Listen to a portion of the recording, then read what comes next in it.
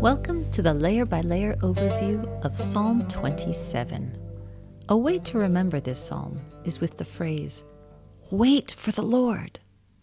The psalm ends with a statement broken off and a nearly breathless, "Wait for the Lord." In Psalm 27, the psalmist makes one request, to seek the Lord in his house.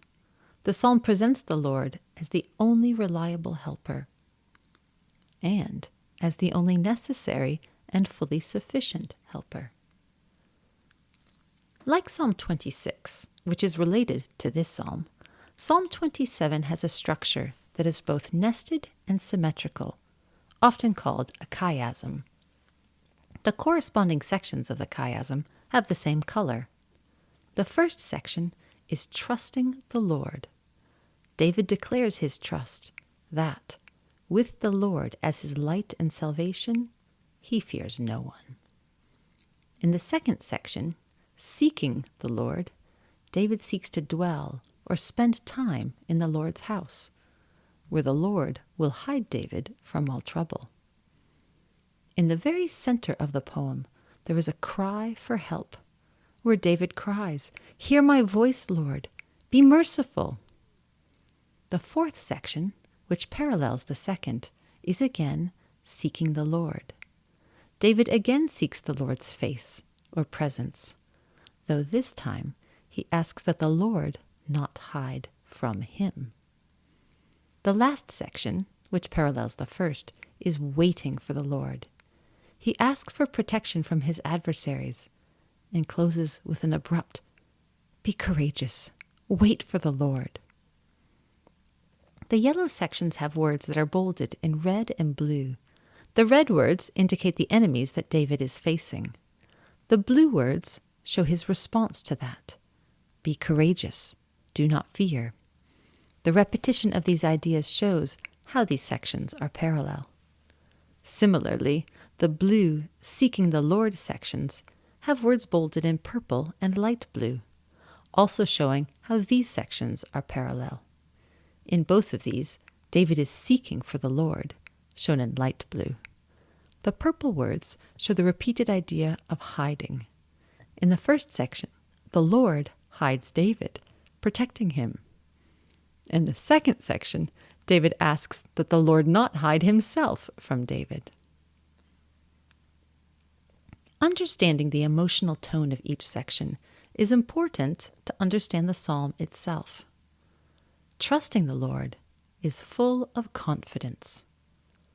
The first seeking the Lord section is full of hope and devotion. The cry for help blends confidence and fear. The second seeking the Lord section reflects humility and dependence. The final section, waiting for the Lord, blends fear with joy and confidence. Now that we have the structure of the whole psalm in mind, let's look at the details verse by verse. Superscription. By David. The superscription indicates that David wrote this psalm, but it gives no details about when or why. The content suggests this is a time of military conflict. Like so many psalms, the nature of the covenant that God made with David is vital to understanding the psalm itself.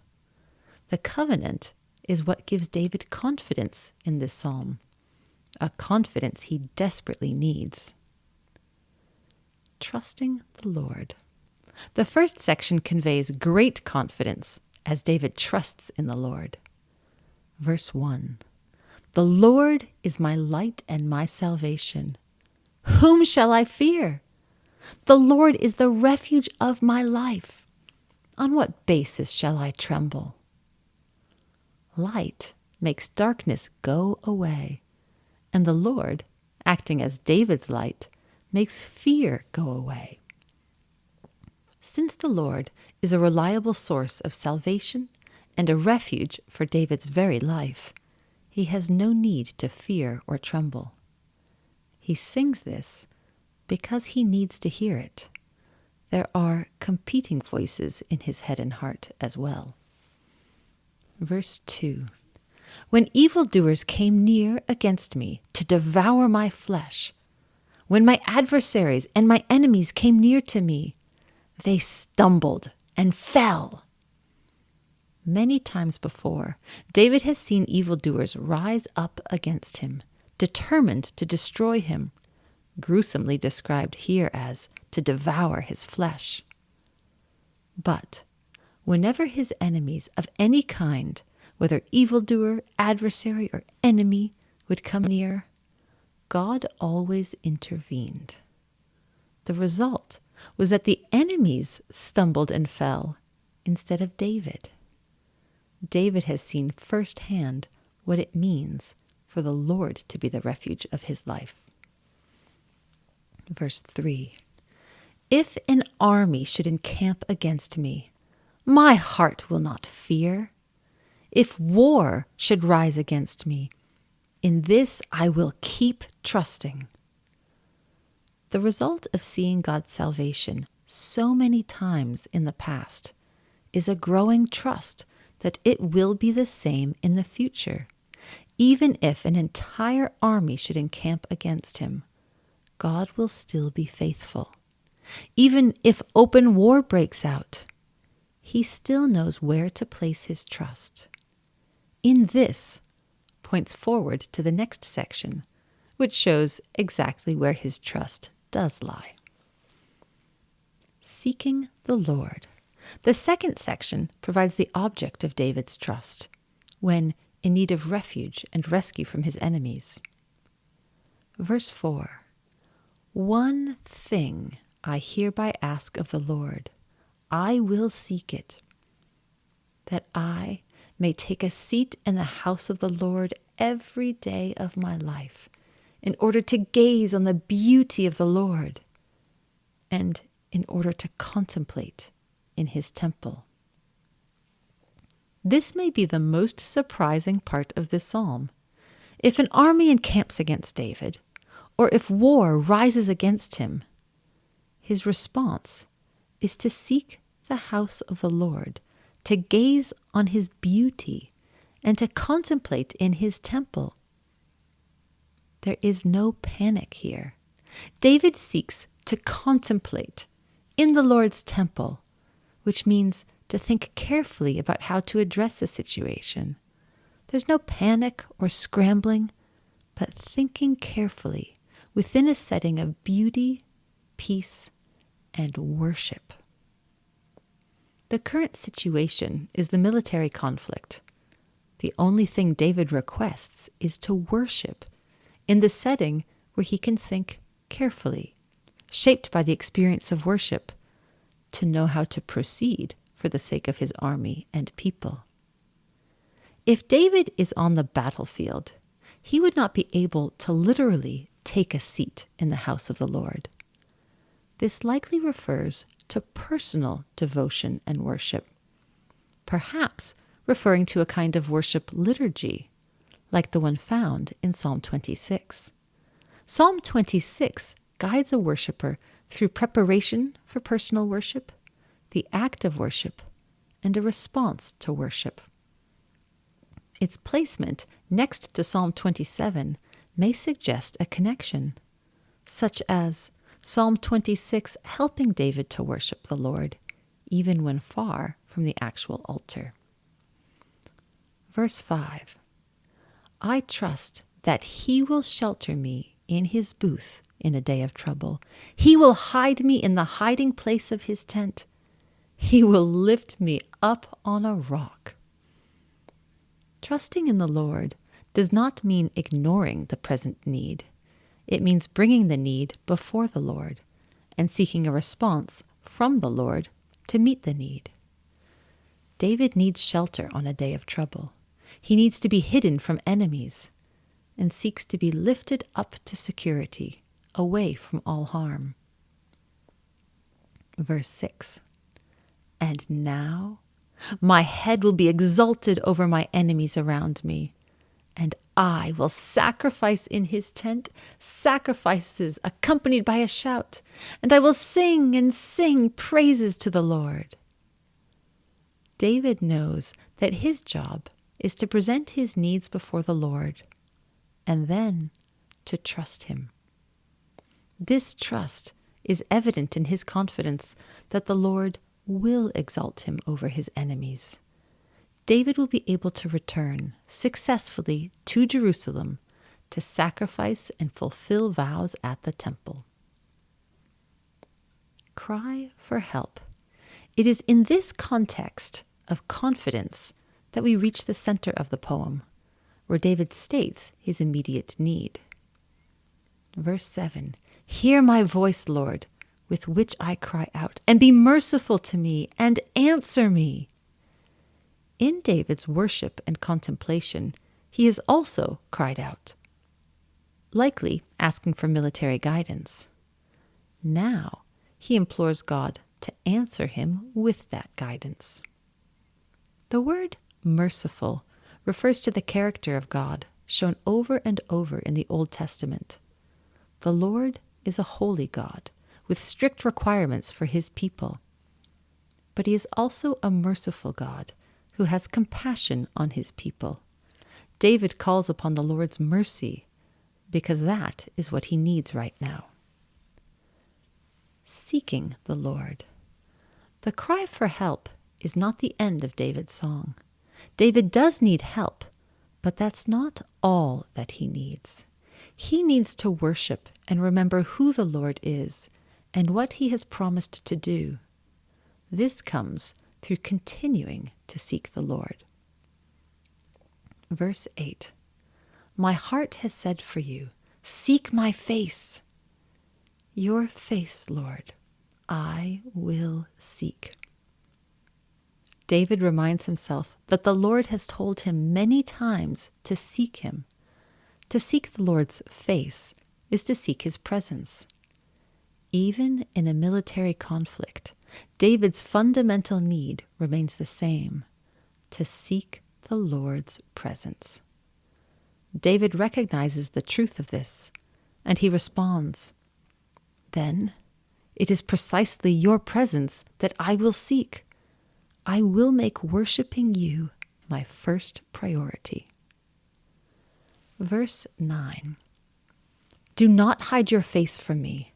Do not turn away your servant in anger. You have been my help. Do not abandon me, and do not forsake me, God of my salvation." Often, in the Psalms, imperatives can sound like a petition, but are really an expression of the psalmist's aligning himself with God and his ways. This is not a frantic cry, because David fears that God really will hide his face. This is David singing his confidence that God will not hide his face. It is important to recognize that what look like petitions here are really statements of confidence in what God has already promised. The effect is, "You will not hide your face from me. Even in anger, you will not turn away your servant. You have been my help, and you will never abandon me. The God of my salvation will never forsake me." Verse 10, "Because even if my father and my mother forsook me, nevertheless the Lord would take me in." This is the greatest statement of confidence. Parents are the least likely to ever forsake their child. But even the strongest of human relationships break down. Even in the unlikely event that David's own parents would forsake him, even then the Lord would be faithful. The Lord would still take him in, protecting him and caring for him according to the covenant. The Lord's loyalty exceeds the greatest human loyalty and has no bounds. Waiting for the Lord. This confidence is the foundation for David to be able to move forward. He has spent time in God's presence, reminding himself of God's unshakable loyalty. This confidence will be expressed when he speaks of the Lord protecting him from the craving of his adversaries. This confidence will motivate his final words, even in what may have been a very difficult context. Be courageous. Wait for the Lord. Verse 11. Teach me, Lord, your way, and lead me on a level path because of my foes. David needs to go out and address the military situation. He can go out in confidence if the Lord is teaching him which way to follow. To lead someone on a level path is to remove obstacles and give clear vision. David is trusting the Lord to guide him in the upcoming battle. He can do that because he has learned to trust the Lord in everything. Verse 12. Do not give me to the craving of my adversaries, for false witnesses and those who breathe out violence have risen against me. Like before, in verse 9, this is presented as a petition in the Hebrew, but its purpose is to align with God's promises and thereby convey confidence that he has already decided to do what David asked. In simpler English, it could be understood as, I know you will not give me over to the craving of my adversaries, for false witnesses and those who breathe out violence have risen against me. David is going out to face adversaries craving his demise. He also had regular experience with false witnesses and people lying about him, which may suggest this is more than a military conflict. David's troubles were not restricted to the military. He had internal political conflict, including Saul's jealousy and possible false witnesses accusing him to provoke Saul's anger.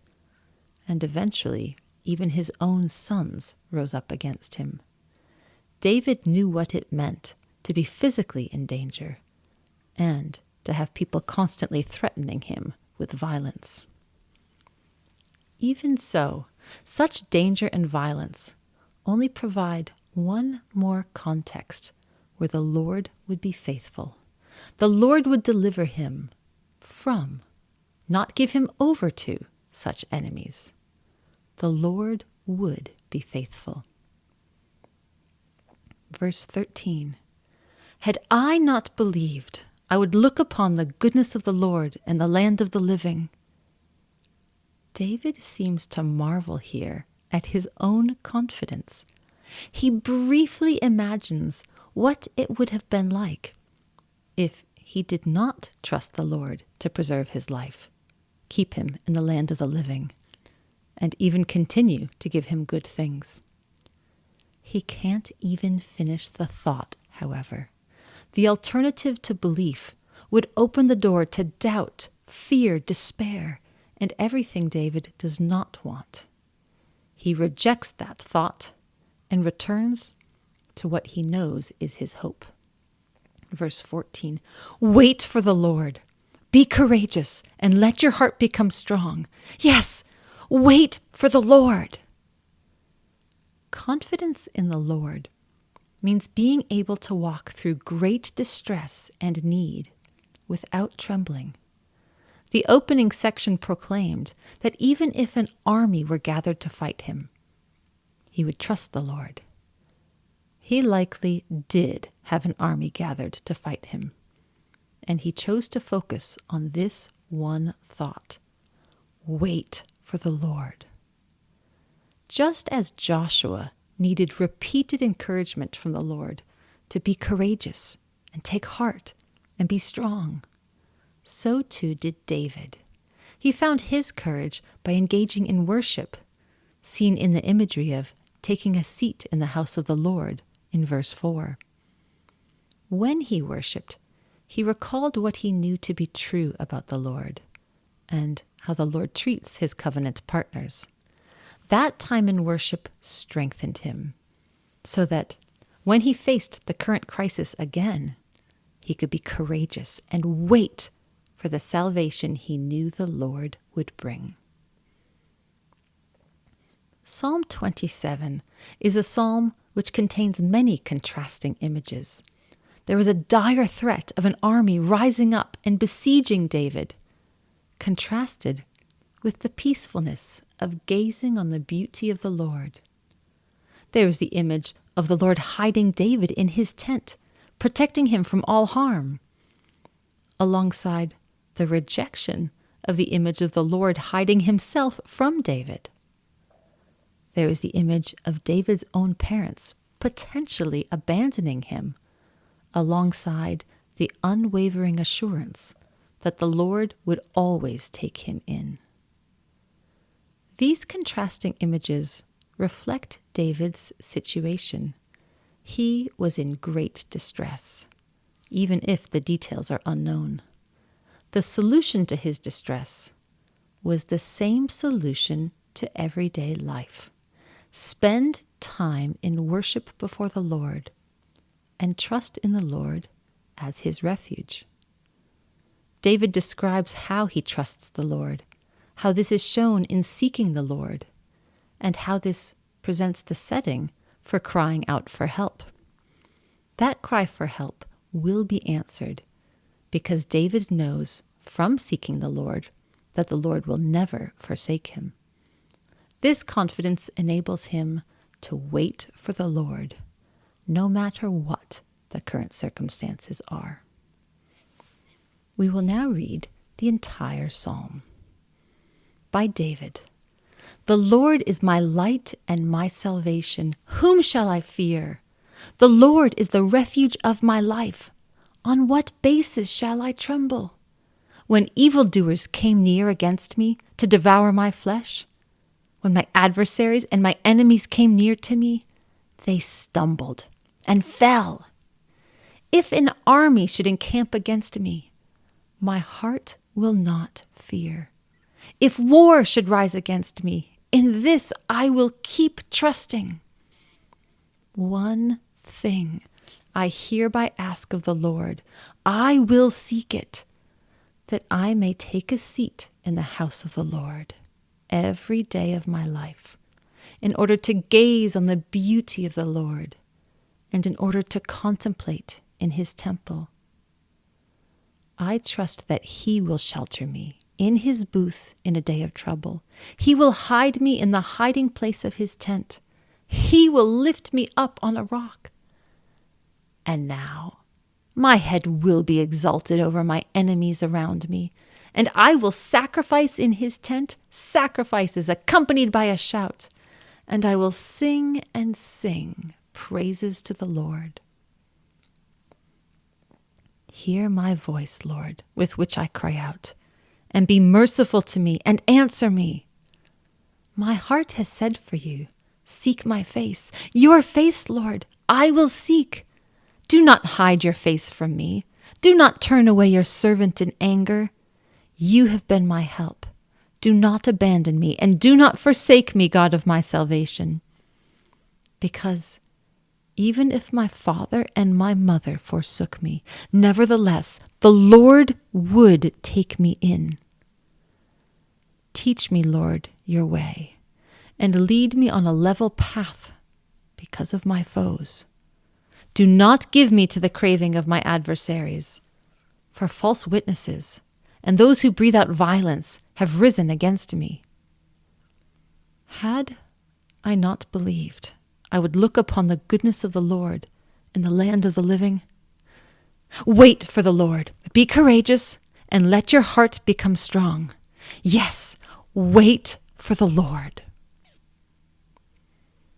This has been the overview video for Psalm 27. Our goal in this video is to present a single, coherent interpretation of the psalm. Our exegetical issues video discusses other scholarly views, and our poetic features video explores the distinctively poetic nature of the psalm as Hebrew poetry. Please visit us at scriptura.world to learn more about our project and the details of this particular psalm. Thank you.